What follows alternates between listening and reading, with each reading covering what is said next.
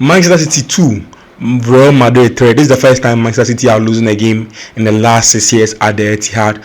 Manchester City were leading 2-1 until the 83rd minute or so, and out of nothing, it turned to be 3-2 in favor of Real Madrid. Guardiola will look at this season and it will be a season that they will want to forget, because how on earth do you lead 2-1 at your home against Real Madrid and then you bottle it 3-2? It doesn't make any sense, and Manchester City will need to go to Bernabeu and do the unthinkable. I don't think that they will go to Bernabeu and win this game. Look, it's over for Manchester City, because if they have anything to do, they should have done it in this game. And part of the blame has to go to Guardiola, because I do not understand why you have Nico Gonzalez on the bench, a proper DM, and if you are making a substitution where you are taking off Nathan Ake and bringing on a defensive midfielder, you probably take off Nathan Ake, put John Stone back into a centre back role, and then get Nico Gonzalez to play as a defensive midfielder. It doesn't make any sense why you have a new DM, you sign a new DM, you have a tough list of fixture coming on. Kovacic is not a DM.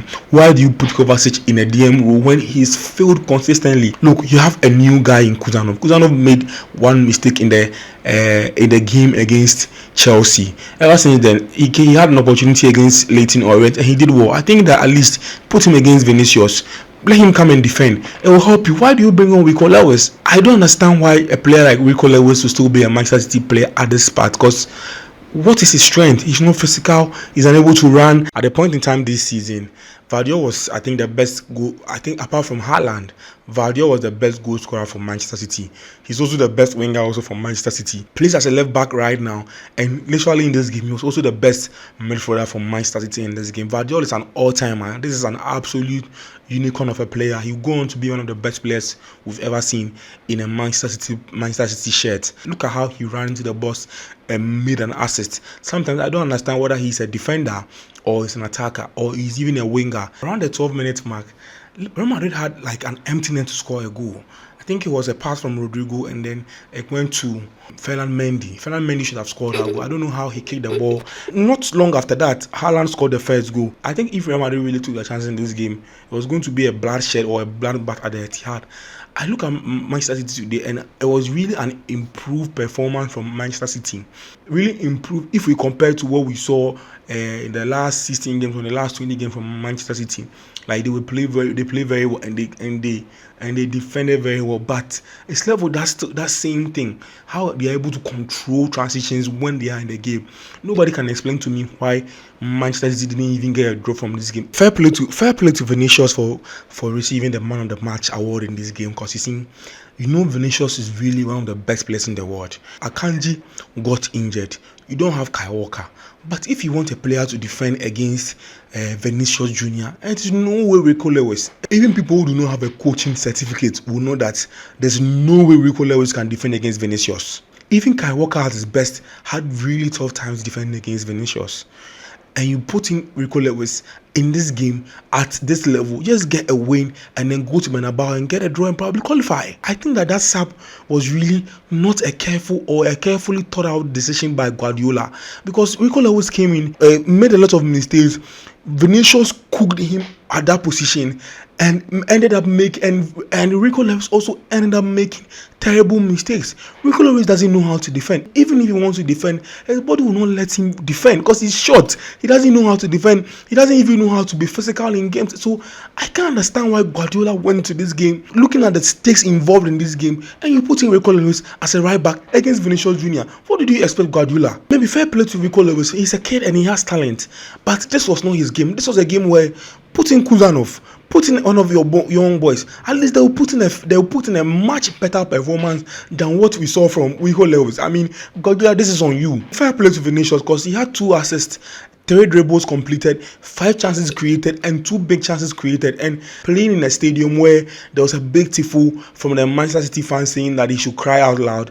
I mean, he did very well. He deserved the man of the match. He's really a monster in the UCL, and he shows up every time Madrid are in the knockout stages. And he really saw how he destroyed Manchester City defense. He made the Manchester City defense look like amateurs. And I mean, what a brilliant player by all standards. I think that he's really at his best when he's creating chances for his team. All Vinicius Jr has to do is maintain his emotions and keep his head in the game, and he'll be one of the best players Real Madrid have seen.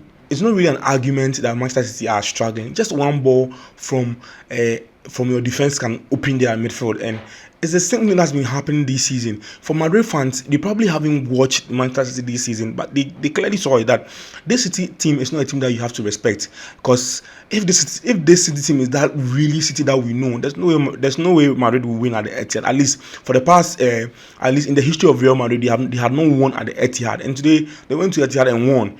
And they went to Etihad and had a win. And I think that if Real Madrid had more balls, and if Real Madrid were not cautious as they were in the first half, they could have even beaten Manchester City by 4 or 5 goals, because Manchester City were open and one long ball were always going to undo them. And we saw one long ball get Vinicius a penalty kick, and we saw one long ball find Mbappe to get the equalizer. I think Real Madrid as a team must go into the Bernabeu and attack Man City, kill the game in the first half, and they are done. There's no way Manchester City can come back, because even if they have a good attack, they do not have a good defense. And in this game, I think the only 3 players that were good for Manchester City were Haaland, Vardy, and I think Foden. All the players were normal players. If you check their football rating, they were all below 6.5. It was not really a good game from Manchester City, even though they conceded, even though they had a lot of possession, they controlled the game until the 9 minutes of the game. But if Real Madrid put in more energy going to the game against Man City on Wednesday, I think they will go on and probably destroy Man City. You can clearly make a case for Real Madrid's defense, because Real Madrid had only one strong centre back. Even that Tchouaméni is not, it's a makeshift. Even that Tchouaméni is not a centre back. They do not have any of their centre backs in this game. And Manchester City clearly had a lot of centre backs in this game and still lost against Real Madrid. It doesn't make any sense. And even if Real Madrid were clinical, they were going to beat Manchester City by a huge margin. I just think that in the end, Real Madrid got their deserved win. But how Manchester City crumbled in the last 10 minutes was tragic. Like, it can't happen when you really want to play at this high level. And the quality is just not there. The midfield legs is not there. And the substitution also killed Manchester City. And I think that even if Manchester City are able to find a way to qualify, they cannot win this cup, because nothing works now. That's why I was even calling for Guardiola to put in Kuzanov, put in Nico Gonzalez, put in somebody to try and control the tempo of this game. There's no way Real Madrid come this weekend and still get a win at the Etihad. Even when they were strong, they didn't get this win. It tells you how bad City has been this season. People overrate Ederson. Ederson is overrated. He will go down in the history of the game as one of the overrated players or overrated goalkeepers in history. He does a decent job at kicking the ball and finding the opponent. He's number 1 in that era. But when it comes to shot saving, he's average. He's not good enough to be a shot stopper for Manchester City. And look at how he made terrible mistakes. It's just funny how Guardiola brought in Kovacic to give Manchester City a bit more control. And when Kovacic came on, he also lost his mind and gave the ball back to Madrid to go and score the 3rd goal. Like, why were you even brought on? And in the second half, Kevin De Bruyne was tired. He couldn't press anymore. The City press were non-existent. And you could see that one of the main problems of City's team too is the players cannot run anymore. The players cannot run anymore. Look at Bernardo Silva. Look at Kevin De Bruyne. Look at Gundogan. Look at Kovacic. It doesn't work. And City have some really deadwood players like Rico Lewis in the squad. I think that